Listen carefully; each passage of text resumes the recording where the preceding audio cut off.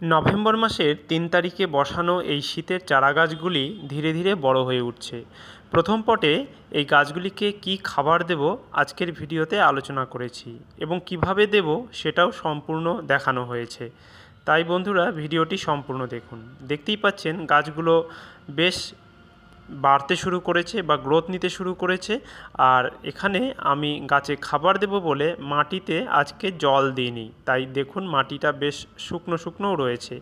এখন বিশেষ ব্যাপার হলো আমরা পিটুনিয়া গাছে কী ধরনের খাবার দেব, এছাড়া শীতের অন্যান্য যে গাছগুলো রয়েছে যেমন গাঁদা গাছ, এই গাছে কীরকম ধরনের খাবার দেব। এই দুটো গাছে কিন্তু দুটো আলাদা ধরনের খাবার আমাদের দিতে হবে। আমরা সবাই এক ধরনের খাবার দিয়ে দিই, সেটা কেন দেওয়া উচিত নয়, দিলে কি হতে পারে সেটাও থাকছে আজকের এই ভিডিওতে। তাহলে চলুন বন্ধুরা আর কথা না বাড়িয়ে আজকের এই ভিডিওটি শুরু করা যাক। নমস্কার বন্ধুরা, আমি অঞ্জন আর গার্ডেনিং সংক্রান্ত আরও একটি নতুন ভিডিও নিয়ে আপনাদের সামনে আবারও চলে এসেছি। বন্ধুরা, আজকে আমরা এই প্রথম পটে শীতকালীন যে গাছগুলো রয়েছে এই গাছে খাবার দেব। তবে গাঁদা গাছের ক্ষেত্রে আমরা সর্ষের খোলের তরল জৈব সার প্রয়োগ করব এবং পিটুনিয়া গাছের ক্ষেত্রে ডিএপি, ডাই অ্যামোনিয়াম ফসফেট, এই সারটি ব্যবহার করব। কতটা পরিমাণ ব্যবহার করব এবং কিভাবে ব্যবহার করব তা আজকের এই ভিডিওতে সম্পূর্ণরূপে দেখানো হয়েছে। শীতকালীন যে কোনো গাঁদা, সেটা হতে পারে সুবেরিন গাঁদা, হতে পারে আফ্রিকান গাঁদা বা হতে পারে আমাদের ইনকা গাঁদা, যে কোনো গাঁদার জন্য সর্ষের খোলের তরল জৈব সার অতি উত্তম সার। এই জৈব সার প্রয়োগে প্রত্যেকটি গাছ ভীষণভাবে হেলদি হয়ে উঠবে এবং গাছ ভর্তি ফুল দেবে। তো বন্ধুরা, এই একটি মাত্র সারেই কিন্তু আমরা শীতকালীন এই গাঁদা গাছকে করতে পারি। কিভাবে এই সারকে আজকে প্রস্তুত করব দেখে নিন। আমরা এই রকম সর্ষের খোলকে বাজার থেকে কিনে নিয়ে আসব, যে কোনো অয়েল মিল অথবা আমরা সারের দোকানেও পেয়ে যেতে পারি, এছাড়া মুদিখানা দোকানে তো পাওয়া যায়ই। তো এই রকম গুঁড়ো অবস্থায় যদি কিনে নিয়ে আসতে পারি খুব ভালো হয়। তো এখানে আমি দেখুন 1 লিটার জলে 100 গ্রাম মতো সর্ষের খোলের যে গুঁড়ো, সেই গুঁড়োটাকে নিয়ে নিচ্ছি। তো খুব সহজ পদ্ধতি এবং সহজভাবে বানানো যায়। 1 লিটার জলে এরকম 100 গ্রাম মতো সর্ষের খোলকে আমরা ভিজিয়ে দেব এবং একটি কাঠির বা দণ্ডের সাহায্যে এটাকে একটু নাড়িয়ে রাখব। তারপরে যে কোনো একটি স্থানে এটাকে 2 দিন অর্থাৎ 48 ঘন্টার জন্য আমরা রেখে দেব বা ছেড়ে যাব। তবে মাঝে মাঝে এসে একটু আমরা নাড়িয়ে দিয়ে যাব, ফলে ভেতরের যে সর্ষের খোলটা পচে যাবে সেটা খুব ভালোভাবে জলের সাথে মিশে সমসত্ব মিশ্রণ তৈরি করবে। 48 ঘন্টা বা 2 দিন পরেই এটি ব্যবহারের উপযোগী হয়ে যাবে।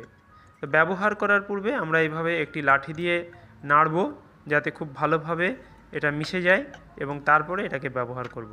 তবে ব্যবহারের নিয়মবিধি রয়েছে। আমরা এই সম্পূর্ণ সর্ষের খোলকে গাছের গোড়ায় কখনোই ঢেলে দেব না। এটাকে নিয়ে আমরা এখান থেকে 250 থেকে 300 ml মতো সংগ্রহ করব বা কালেক্ট করব। তারপরে এটাকে 4 থেকে 5 লিটার জলের সঙ্গে মেশাবো এবং পাতলা করে নেব। অর্থাৎ যে সর্ষের খোলটা আমরা ভেজালাম সেটাকে কখনোই গাঢ়ভাবে বা মোটাভাবে আমরা গাছের গোড়ায় প্রয়োগ করব না, এতে কিন্তু গাছের ক্ষতি হতে পারে।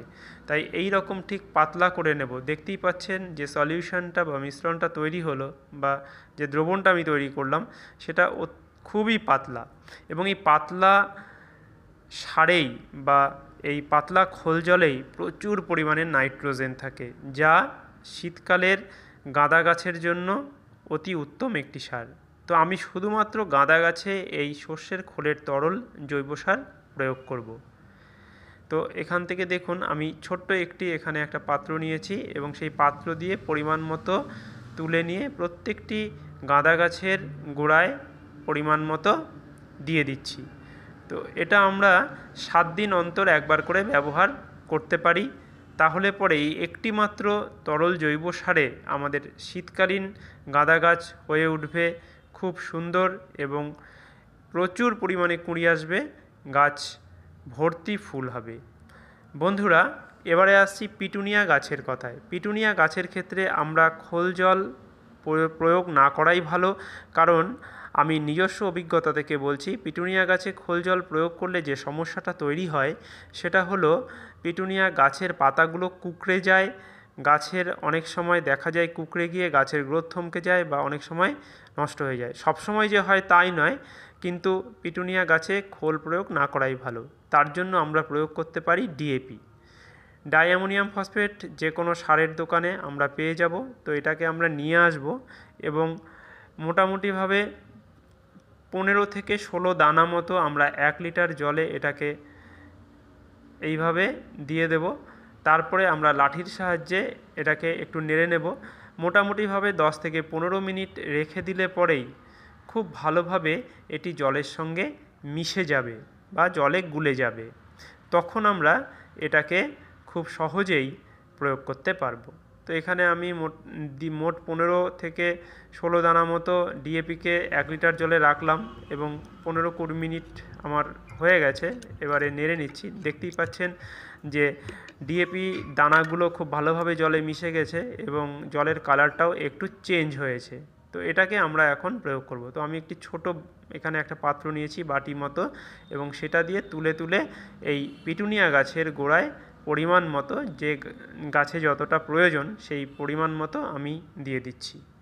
তো বন্ধুরা, এই পিটুনিয়া গাছে অবশ্যই আপনারা ডিএপি ঠিক যেভাবে ভিডিওতে দেখালাম এইভাবে প্রয়োগ করুন। খোলের জল আপনারা দিতে পারেন অবশ্যই, কিন্তু সেক্ষেত্রে যে সমস্যাটার কথা বললাম সেটা হওয়ার চান্স থেকে যায়। অনেক গাছেই এ ধরনের সমস্যা হতে দেখা গেছে, নিজস্ব অভিজ্ঞতা থেকে বলছি। তাই ডিএপির এই জলকে খুব সহজেই ব্যবহার করুন এবং গাছের গ্রোথ ভীষণ ভালো করে এই ডিএপির যে জল, সেই জল। আর কিছুদিনের মধ্যেই আপনারা তো এর ফলাফল দেখতেই পাবেন। আমি আপডেট ভিডিও নিয়ে আসব। তো বন্ধুরা, 3 তারিখে বসানো এই গাছগুলো দেখুন 18 তারিখের মধ্যে প্রত্যেকটি গাছ খুব ভালোভাবে গ্রোথ নিতে শুরু করেছে। এবং আজকের ভিডিওতে যে আমি সার প্রয়োগ করলাম, এর পরবর্তী 1 সপ্তাহের মধ্যে গাছের গ্রোথ কীরকম হয় তা পরের ভিডিওতে আপনাদের সঙ্গে শেয়ার করব।